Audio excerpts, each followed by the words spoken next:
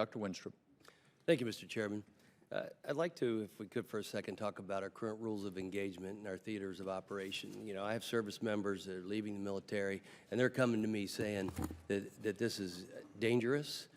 We are not able to engage in a way that will allow us to defeat our enemy. And I understand the need to try and keep down civilian casualties. I get that completely. But I have a concern that we're protecting our enemies more than we are those that we're sacrificing to try and save. And that's the real concern. You know, throughout our history, we have people that have given their lives so that others can live.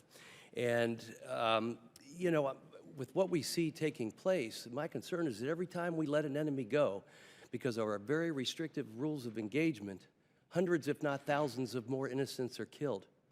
They become fatalities because of genocide. Are we really winning?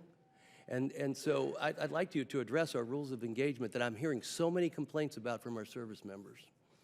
We assess and reassess them all the time, including on a strike-by-strike basis. So your question is very apt, very appropriate, and we try to balance those things. And we do it every day, and we do it in a very practical way. Mr. Secretary, when was the last time we changed them? We modify them all the time. Let me ask the chairman to explain. Sure. Congressman, if I could, I'd like to distinguish between rules of engagement and collateral damage. You know, those have been conflated a bit in some of the discussion. I've heard the same thing you have. And I want to make it clear on the rules of engagement, those are enduring. And anytime one of our young soldiers, sailors, airmen, and Marines is in harm's way and there's a hostile intent and you can positively identify an enemy, they can engage. That hasn't changed. There's no restriction on their ability to do what must be done to protect themselves.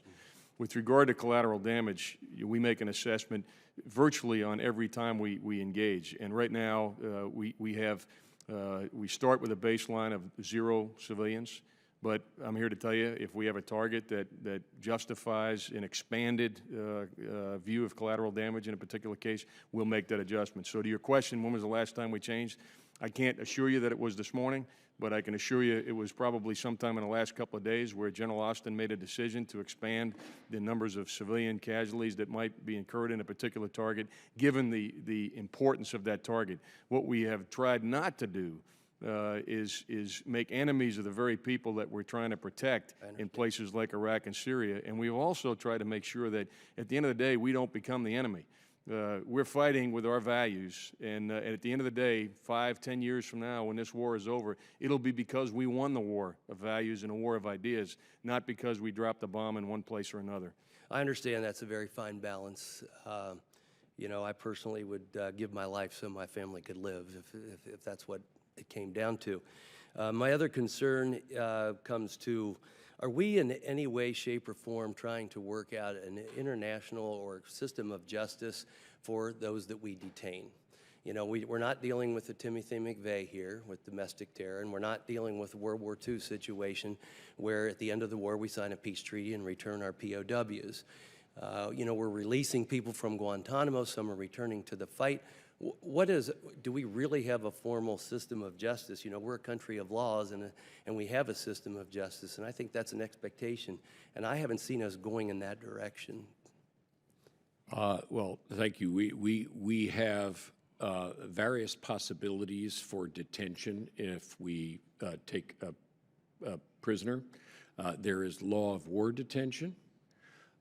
There is detention by transfer to another country. We did that, for example, in the case of the Sayyaf raid and Abu Sayyaf raid, where the custody became the government of Iraq. Then we have the possibility of criminal prosecution in Article 3 courts, which has also been exercised by the United States, a number of convictions. With respect to Guantanamo, what you say is the reason why we're looking for, and I personally support this, a place to detain those people who are in Guantanamo Bay. Let me be clear about this. There are people in GITMO that it will not be safe to transfer to another location. I won't sign off on their transfer to another location for just the reason you described. So to me, that's why we need an alternative detention facility for law of war detainees. We need to be extremely careful about that, and that's why I'd like to find an alternative location. Well, I would also like to see a more clear system of justice rather than we could do 1, 2, or 3 things. But my time's expired. Thank you, sir. Mr.